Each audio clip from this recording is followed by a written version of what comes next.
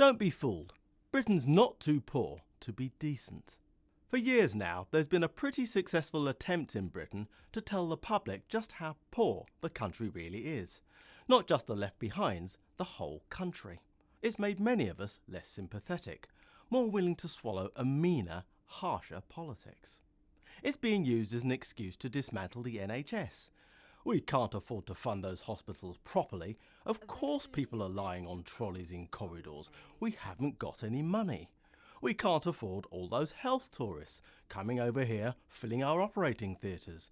We can't afford to take any more vulnerable child refugees.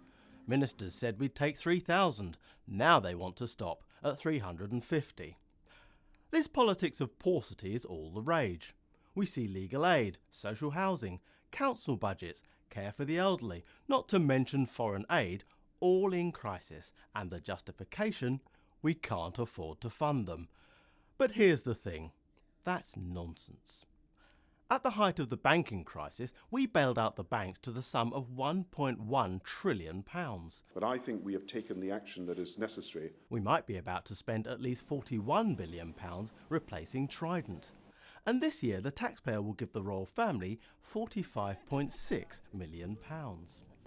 The politics of austerity, and in many ways the selling of Brexit, depends on this narrative of a Britain with next to nothing in the kitty. That is too much, and we should spend that money here in our own country on our own people. When the Treasury boat's sinking, it's everyone for themselves. But the real question is who this narrative serves. Is it ordinary people or a right-wing government and its ideology? Times are hard, there's a deficit, but we're still the world's 5th largest economy if measured by GDP, and the 9th if you look at the other measure, purchasing power parity. Brexit's a worry, of course it is, but still by 2020 PricewaterhouseCoopers says the main risk is that we might slide from 9th richest to 10th. We haven't got American money, but we're not Zimbabwe either. So we can afford to fund those hospitals. As for health tourism, that accounts for about 0.3% of the NHS budget. 0.3%. That's a small figure for so much hysteria, don't you think? And there's absolutely no excuse to turn away vulnerable child refugees.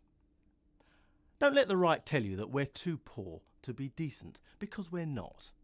We've just made choices.